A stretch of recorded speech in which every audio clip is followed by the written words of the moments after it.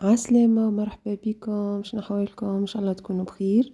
حبيت أول حاجة نهنيكم بالشهر الفضيل، شهر رمضان المعظم. إن شاء الله كل عام وأنتم حيين بخير، ينعاد عليكم بالمغفرة والأجر يا رب العالمين.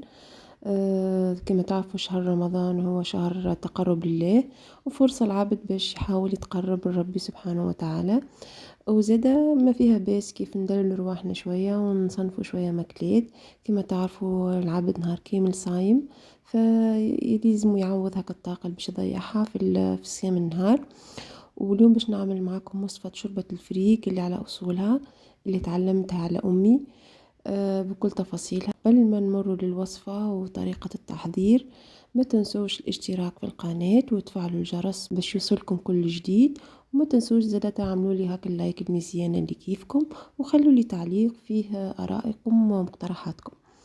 باهي، أول حاجة باش ناخذوا معناتها قدر يكون عميق شوية، نحطوا فيه مقدار 3 ملاعق زيت، راس بصل صغير فرمته جويد، ونبدأ نحركوا فيه في الزيت حتى لين يذبل.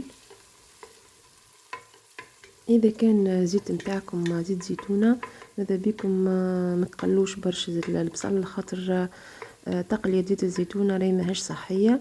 دوب هكاك نحرقوه في الزيت وهذاك اهو.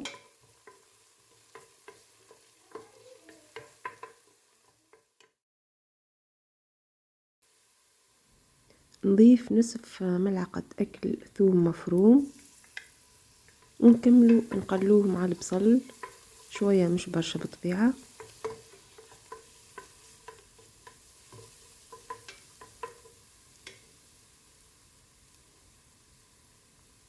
من بعد نزيدوا طروف اللحم كما تحبوا، لحم بقري، لحم علوش، لحم دجاج اللي تحبوا عليه. وزدت مقدار ملعقة أكل حمص منفخ، ونقلوا كل شيء مع بعضهم حتى لين لون اللحم يتبدل.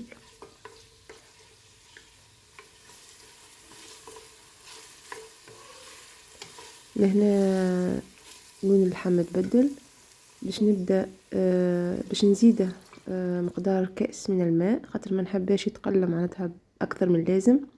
زدت ملح، طبعا الملح باش تعملوه حسب الرغبة. مغرفة صغيرة كركم، نصف مغرفة صغيرة فلفل أكحل، تابل وكروية مغرفة صغيرة، ومغرفة صغيرة معناتها فلفل أحمر مرحي، ومغرفة صغيرة هريسة عربي. وبالطبيعة الهريسة كما تحبوا حسب الذوق، تحبوها حارة تحبوها مش حارة. خلطت كل شيء مع بعضه، وباش نزيد مغرفة كبيرة طماطم معجونة، وباش نقلب كل شيء مع بعضه حتى لين كل هاك التوابل تتداخل في بعضها مع الطماطم مع كل شيء. بعد ما قليتهم حكاية دقيقة أو دقيقة ونص، مرقتها بحكاية لتر ماء على حسب الكمية اللي عندكم.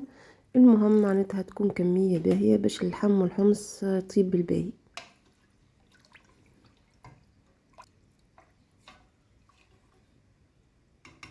ونغطوها ونخلوها تطيب في عقلها، النار تكون متوسطة حتى لين نحسوا ان اللحم والحمص طاب. وقتها نبداو نرمو الدشيشة متاعنا.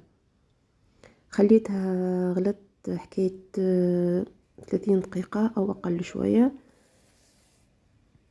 اللحم والحمص صافا معناتها طابو. تو باش نبدا نزيد في الدشيشة. بالنسبة لكمية الدشيشة معناتها حسب كمية الماء اللي عندكم. انا بالنسبة لي عملت زوز مغارف كبيرة. المغرف هذاك الكبير عملت زوز، وخليتها تغلي حكاية 15 دقيقة. وقت تحسوا الحبات متاع الدشيشة معناتها تنفخت وتحلت شوية، معناتها سافاري طابت.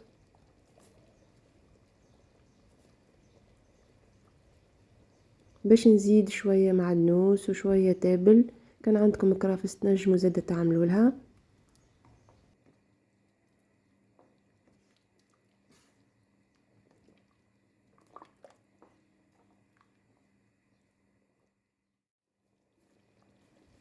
الشوربة طابت، ريحتها ما شاء الله.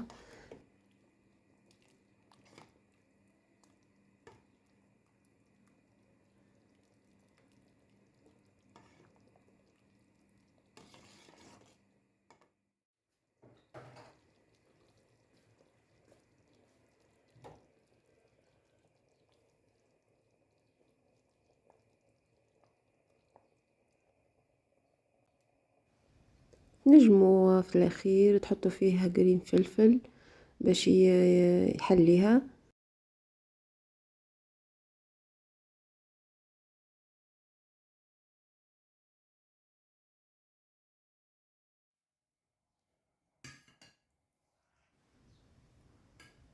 وتوا نسربو الشوربة متاعنا، الريحة متاعها ما نحكي لكمش بنينة تهبل.